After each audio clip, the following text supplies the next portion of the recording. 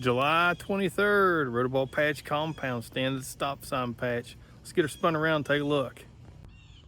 Let's start with the melons. So I have two melons set. This is my oldest melon, 43 days old. Named this one Bacon. This one up here is 26 days old, and I named it Eggs. Eggs is moving pretty nicely. Bacon's a big melon, but for her age, she should be bigger. Plants are 110% filled in. I'm walking around the edges and trying to keep stuff like that and that from growing over into the neighbor's lawn. As a matter of fact, I just clipped a few off before I started the video, and I clipped them earlier today. I don't know what drives these watermelons to grow like they do, but my lands, they are very impressive and quite a bit of fun. 1526 Birchette plant, like I said before, is 100% filled in. It's a healthy plant, starting to get a little bit of age down that main vine. Let's check out the stump if we can. There's our stump. You can see some grass under there. Mercy sakes. Somebody needs to do some grass work. I'm not sure if I'll get in there and hand weed or just spray the clethodim like I did with the squash plant last 2 weeks ago, thereabouts, a week ago. Had really good results. You guys will see that here in a minute. I mean, you can see the grass is sparse. It's not horrible. So I could probably work the perimeter and get a good bit of it without actually getting in that plant. Field pumpkins, rocking and rolling. First time really growing these things. They're kind of a fun thing to grow. I don't know what the heck I'm doing though. Kind of like the watermelons. I don't even know if I know what I'm doing with the pumpkins, the big pumpkins. Speaking of big pumpkins, let's get in here and check out this gal. This is the Birchette fruit, the 1526. She's 28 days old. Tall fruit, comes up to my knees. Stem still looks good. I did cut, and you can just barely see it right in there. I did cut that tap root and free up some stress. Don't like doing it, you know. You can see where it's wet. She was pumping juice, but not the end of the world, and it needs to be done. I'm gonna try to keep from tugging this fruit as much as possible. No sense in tugging a fruit unless you have to. Real tight in here, so you guys can see stuff. I don't even know what you're seeing at this point.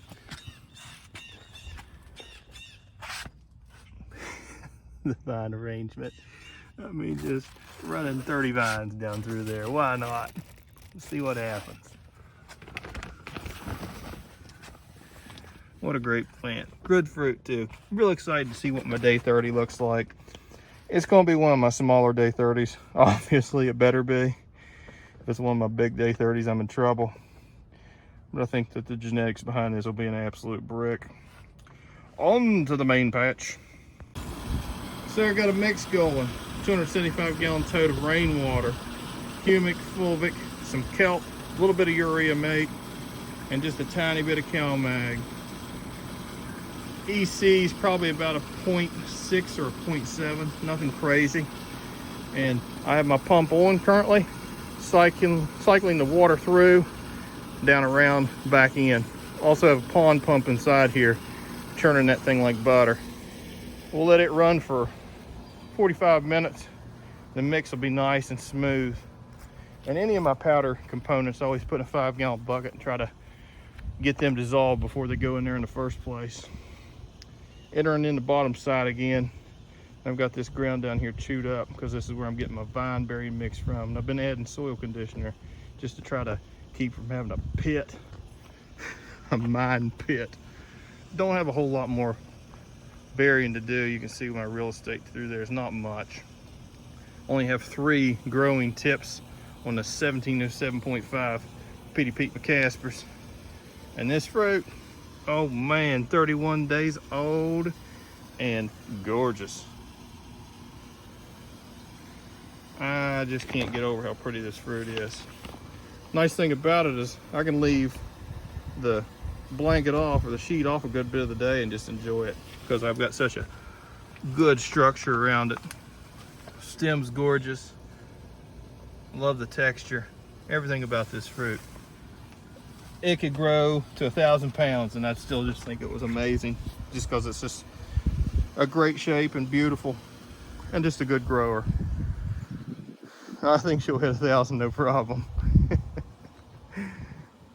So last go around we talked about putting that clethodim down, which is just a grass killer, and you can check that out. We got a lot of dead grass. Grass doesn't look so hot anymore.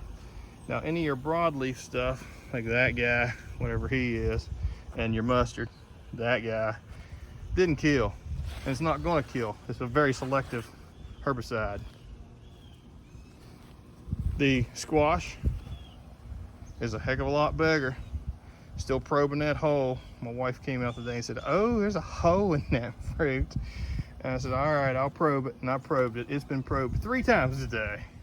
And it's not squishy or any funny business like that.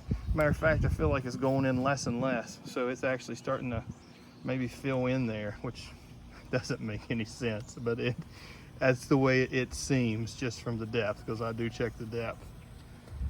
I have another fruit set on this plant, and I'm pretty excited about it. It's a late set, but it's a good looking fruit. And then I did put a pad underneath of it, piece of plywood, of course a piece of meal on top of it, and ye old table with brick.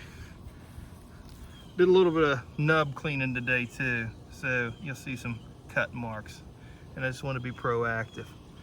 I think that this one has a beautiful shape. I don't think it's going to amount to anything amazing, just because the plant is a small plant and it's a mismanaged or a fairly okay managed plant. There's a night shift sneaking in back there. You can see the tail doing some work for me. Find those mice. I don't, and there may be mice. I haven't seen any since the cat's been around. So this one's same day as Petey Pete. It's 31 days. Quite a bit smaller, but pretty fruit. Nice fruit. You're gonna get a green plaque with it. The 1461 rotoball plant found 1 leaf close to the stump with powdery mildew. My first leaf with powdery mildew this year. And hit the plant with a mixture of manzate and daconil in the backpack sprayer, 2 loads. And you'll actually notice some real fine white residue on some of the leaves. If I can zoom in, kind of can see it. And that's the daconil. It's kind of a milky substance. Will it help? Yeah, it's definitely going to help. It's going to at least slow it down, and that's about all you can do with powdery mildew until you see it more prevalent, and then you start switching to your hydrogen peroxide, acetic acid type of products like oxidate and stearamate, just stuff like that. I think stearamate's one I use. Oxidate 2.0. This is the ruby fruit. She's a handsome fruit. I think she's gonna be pretty. Not 110% symmetrical. Not gonna act like she isn't, just show you one side, but overall, not terribly bad. A little bit of scuffing there on the nose early on. Who knows where that came from? I just want a nice, good red fruit. And this is a 30-day-old fruit today. She was small, real small. I think 220 inches, which is what you'd expect off of a plant. And I said, hey, I want to get a porch pumpkin off this plant. Not a lot of vine burying down in there. So you get what you get. You put in the work, you put in the effort, you get a big fruit. You shoot for a porch pumpkin, you get a porch pumpkin. Still think that we can get this gal up to 1,000 or better. I don't see why not. Almost completely terminated on this plant as well. I have 1 growing tip there. That one needs to be terminated, closest to me. And then 1 over there. So maybe 3 on this plant. 1965.5. So we still have 4 on this side, growing tips. And the main coming off here is still pretty active. The secondaries are not so much. You know, you can see this one is kind of flowered out a little bit, kind of flowered out there. That's what that little kick of Cal Mag I'm gonna put in this evening, just to see if it sparks anything. It may not. If it does, hip hip hooray.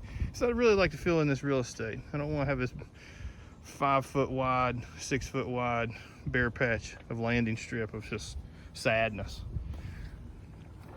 On the other side of the plant, we have 4 growing tips, and they're starting to slow a little bit too, I can tell. The furthest one from the fruit, it's still got a little bit of strength to it, but I believe the fruit's just really zapping everything even remotely close. Collar's just a hair lighter than what I'd like to see. The Cal Mag with the magnesium from the other day, hopefully that does some work. The fruit, oh yeah, baby. She is 38 days old today, I believe. Yeah, 38. And just a absolute gorgeous fruit. Still nice and clean. No scars, nicks, yucks, or anything like that. Let's check out the stem if we can get to it. Stem is managed. That stem, guys, that's my hand and that's that stem. She is little, but she's healthy. And she's loose. I'm not gonna beat around on it much, but she's loose. We're loose everywhere we wanna be. Fruit's getting tall. It's up to the crotchal region at this point. And starting to really add some weight. It's been consistent. It's not really jumped up. I haven't hit into the 40s much. We've been staying around the 38 pounds a day for, quite some time now. And I'm cool with that. If we just keep at 38 until day 100, we might have something special. I do think it's going to end up being a really good fruit.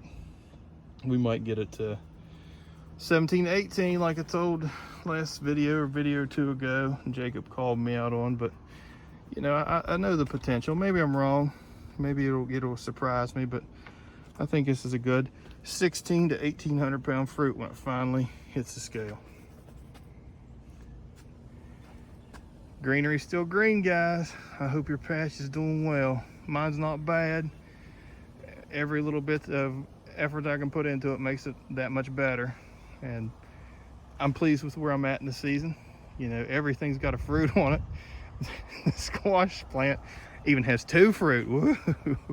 So we haven't lost anything yet. So that anytime you're not losing a fruit and you're getting ready to hit into August, man, that's a blessing. So I'm not going to complain about not having a 1,000 pound fruit hitting at day 40.